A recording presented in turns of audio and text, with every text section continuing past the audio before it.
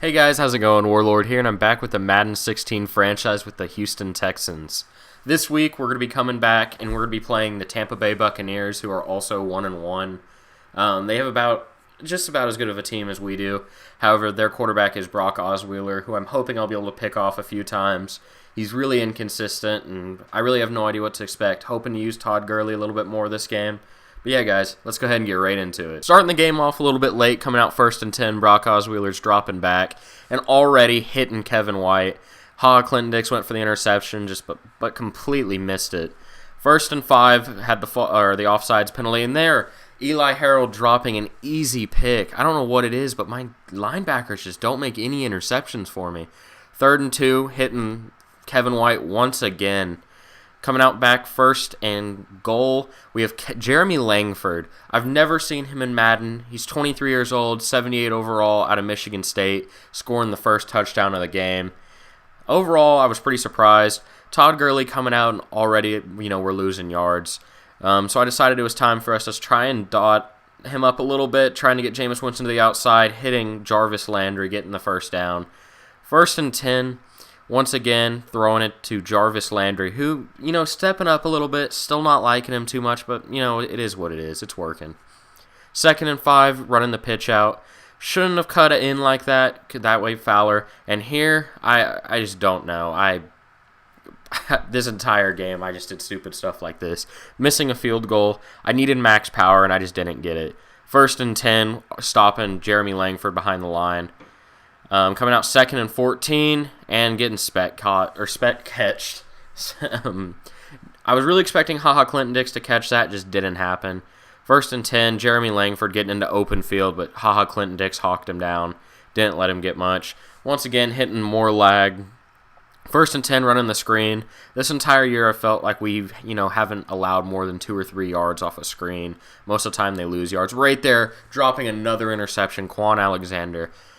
He's such a good linebacker, just he doesn't make any catches. Right there, Jonathan Hankins almost getting the sack, but the Buccaneers are going to take a 10-0 lead.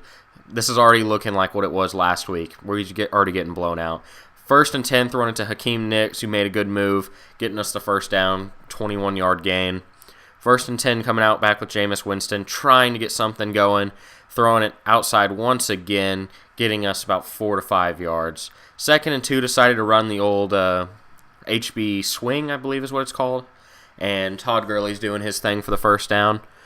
1st and 10, once again, Todd Gurley breaking tackles, getting yards. I do have to say Todd Gurley is by far my MVP for this team. He is almost 100% of our offense. Everyone that I've played says they had to watch out for Todd Gurley. Hakeem Nicks almost getting in the end zone here. But Todd Gurley is 2nd in our league for rushing yards and by far number 1 when it comes to rookies, getting his 3rd touchdown of the season. 1st and 10, Jeremy Langford once again. He's just a mini Todd Gurley. This entire game he was gaining yards on us. There, stopping him before the first down. 3rd and 5, and I didn't know if he was going to get it or not, and he did.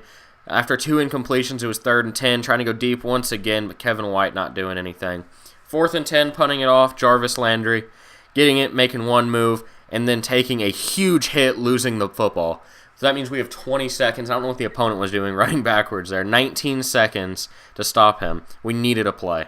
We needed our defense to step up, and they haven't stepped up well. The only player that's got any interceptions or anything is Eric Reed. Speaking of him, getting his 2nd interception of the season. Coming out 1st and 10 of the second half, decided I was going to kneel the ball. I didn't want to have anything go wrong. 3rd and 4, letting Jameis Winston take it over, getting us the first down. Surprised he didn't fumble, but Jameis Winston's played well for us. 1st and 10, dumping the ball to Todd Gurley once again. 2nd and 1, trying to do a toss outside, making one move. Shouldn't have ran that close to my blocker, but getting us another first down. Todd Gurley this year has averaged 7 yards per carry, which is just crazy to me because he doesn't get too many big runs. Here, Fowler, our fullback, who I only use for blocking, getting us the first down.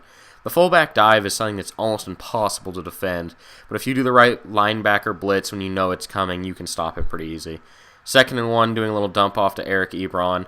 He hasn't done too much for us, but whenever we need him, he definitely comes in clutch. 3rd and 10 coming out, no one looks open, and that should have been a catch. Hakeem Nicks 9 times out of 10 will catch that. Kicking the field goal to make it 10-10. Coming back out on defense, really would like to make a play. Didn't know exactly what he was going to come out and do. He could run the clock, but he decided he was going to pass the ball. Kevin White, 2nd and 6, coming out with Jonathan Hankins getting beat once again. Kevin White catching another ball, but being taken down by Quan Alexander. 3rd and 1, he decided to do the fullback dive, and that's what I'm talking about. Quan Alexander filling the hole, stopping him. We come back out, 2nd and 9, tossing it out to Jarvis Landry, getting us the first down. The more I watch this, the more I realize Jarvis Landry does make plays for us, just not any big plays, and they're all short passes. Todd Gurley using his speed to get to the outside, making one guy miss, and still fighting for more yards. Bringing up 3rd and 5, doing more crossing routes, sending it out, I believe, another Hakeem Nicks pass. Hakeem Nicks had a huge game. Another play action. Surprisingly enough, we had Trent Richardson in, using Playmaker to get X open, who is, once again, Hakeem Nicks. I mean, like I said, he just had a huge game. 1st and 10, doing the pitch out, making one guy miss, and Todd Gurley just using his power to get in the end zone for his 4th touchdown of the season. Definitely a playmaker for us. He leads rookies in touchdowns, and like I said, he's 2nd on the league rushing totals.